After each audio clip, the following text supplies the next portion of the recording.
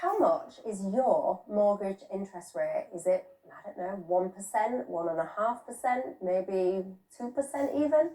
Well, how would you cope if your rate was 6, 7, maybe 8% and you were absolutely locked into it without anything that you could do? And that's the case for almost 250,000 people who are so-called mortgage prisoners. This is, of course, thanks to the 2008 financial crash. These people have been trapped for almost 13 years with these extortionate mortgage rates and simply, as I said, no way out. Governments and prime ministers have come and gone since the crash, and all those people, or many of those people that caused it, they've long since gone, haven't they, clutching their bonuses, and they're probably never to have looked back. But yet it seems that there is no end to the misery of these mortgage prisoners, and they have faced years of crippling debt, misery and despair. And joining me now to talk about this is Vanessa, who is among those 250,000 people in this country, and Rachel Neale, who is the lead campaigner at UK Mortgage Prisoners, which is a non-profit organisation working towards a fairer mortgage rate for all Brits. Rachel, let me start with you, if I may. Briefly, can you explain to my viewers what has led to these people's problems? So what's actually led is the fact that people were sold on from the 2008 crash into an unregulated forum to investors that have continually kept them on a high rate that they've been trapped in since then. They can't move because the affordability criteria changed. Some took on interest-only mortgages because that's what they were advised to do at the time, pre-2008. And then after 2008, when the crash happened, people were locked into those interest-only mortgages and simply just couldn't move. And that's where we've remained for the last 16 years. And Vanessa, you're one of these people. Tell us briefly your story. So we bought our house in 2006. I'd just given birth to my second son. And yeah, everything was fine. There was a few bits that we needed to get done on the house. We were on an interest-only mortgage. So we took out a loan to get the kitchen needed doing, the bathroom, and some other bits in the house.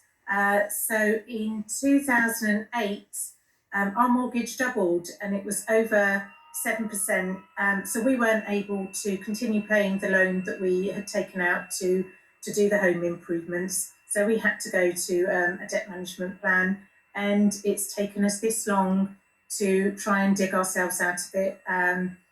My husband has retrained, he's done 2 degrees, I've retrained, and so now we are finally in a position, 12 years later, to start rectifying the wrong of the government. And Rachel, there's almost 250,000 people affected by this, isn't there? What are you doing to help trying to change their circumstances? Well, we've been campaigning now for 2 years, and we've asked the government to, first of all, cap the interest rate for those people that are in an unregulated entity, which, again, John Glenn turned down in government. He told us how much sympathy he had with us. He told us that we were his priority. And then a month later went on to sell more mortgages in the same way, entrapping thousands more people. So we have little faith in what the Treasury are going to do for us. And because we're 16 years down the line, we continue to campaign on because we really, really need all these people freed. But also we're now in a position where there's going to be thousands of people that are going to be made homeless on interest-only mortgages, people that can't pass affordability because it's all changed back in 2008. And we need the government to do the same for us, what they've done for first-time buyers with the 95% mortgage-backed guarantee scheme. We need the same thing. Government put us in this position, and they're the ones that need to remove us from it. We cannot have a situation where we continue on for years and years of people losing their homes, left in poverty, children not have the correct upbringing because their parents having to pay ridiculous amounts of money. And all the time we bailed out the banks, government bailed out the banks and we were the collateral. And that just can't continue on. And that's what's happening. And, we should have been protected. We weren't protected. And John Glenn, the FCA, Rishi Sunak, they all need to really do something about it, rather than just keep saying we're a priority, when we're clearly not, if they're going to continue selling mortgages on in this way. And Vanessa, tell me the impact that this has had on your mental health. Yeah, no, it's been absolutely massive. So when the children were younger, it was difficult because there were things they couldn't access. There were things that we just couldn't afford. There were holidays we couldn't go on. But it was just day-to-day living, paying bills, being able to have enough for grocery shopping. It's massively impacted us and our young family. They're older now. We've changed our situation, but it was gruesome. It really was. I can't. And what I really would like to see is that this will be a preventative for future young buyers, and it won't happen again to young families and young people. And Rachel, back to you. I read somewhere that you almost feel like you've been victim shamed and been told almost that you were irresponsible in your borrowing. Tell me more. Well, we've always been told that because we took out interest-only mortgages, we shouldn't have taken out those types of mortgages. We took on more than what we should have. These were products that were sold to us that the FCA put out there and said, these are excellent products. Brokers told us they were great products. The Treasury passed those products. And we are then told 16 years odd later that we're the irresponsible ones. The irresponsible ones were Treasury and subsequently were the Economic Secretary, Sajid Javid, who was an Economic Secretary in 2013, could have helped us. He shelved plans to help us and is now, the Health Secretary. John Glenn has had over a decade to help us, and he has ignored us, shelved us. Everything that we've put forward to Parliament, he has said no to.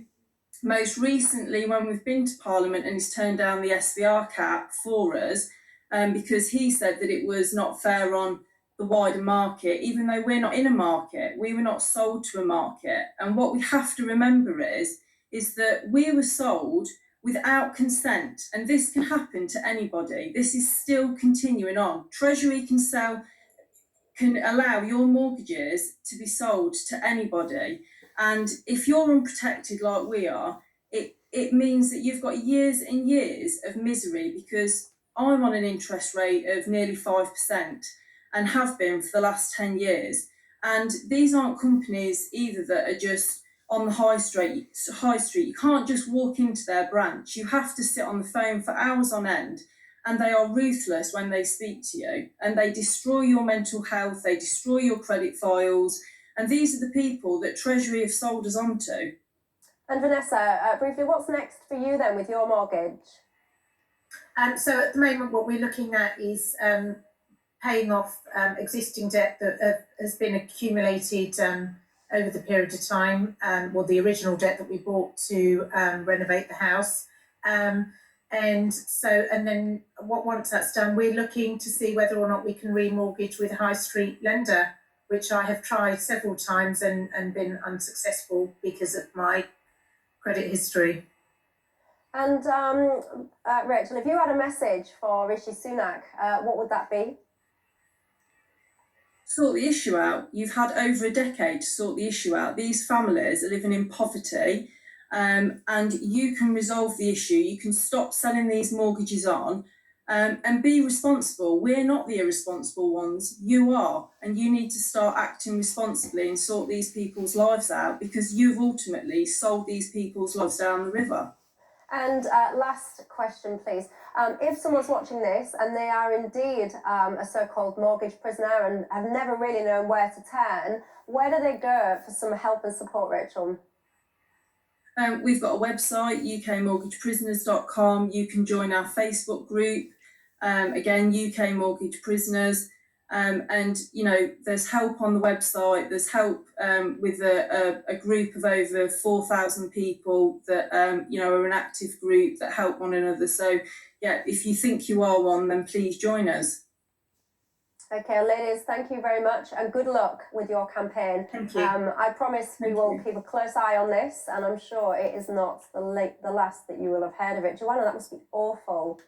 No, and I think it's very hard for us to remember now what the mortgage situation was like 25 years ago. I know certainly when I bought my first house, we had 100% mortgage with very few questions asked. Second house, exactly the same, 100%. They're even trying to offer us 110, 115% mortgage. And this was just standard practice at the time. Again, the second house I bought was an interest-only mortgage.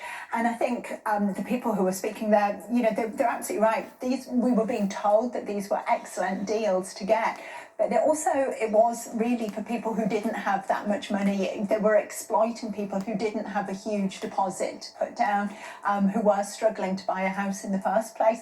And it's very unfair of banks to exploit people like that. Yeah, indeed. And I think, you know, now we're in a situation like what you say, like new buyers, whilst there are very stringent affordability checks, etc., that people do have to go through.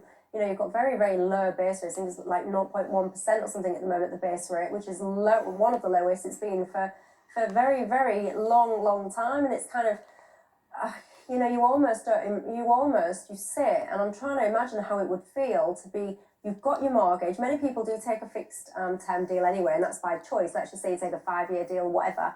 You take that deal, and then you know that at the end of that deal, you can renegotiate, you can remortgage, you can change lenders, you know, whatever. But to actually know that you are paying up to 8%, some of those people, up to 8%. And you know, don't forget, we live in a world of Googling, so you'll be able to Google very quickly. You're currently paying 8%. If you've got a rate of 1.5 or whatever, I don't know how much you've borrowed, but you'll be able to see the comparison. And every month, you can't do anything about it. You can see what you could be paying, but it's not physically accessible to you. It must be awful. Well, lots of you, if you've been getting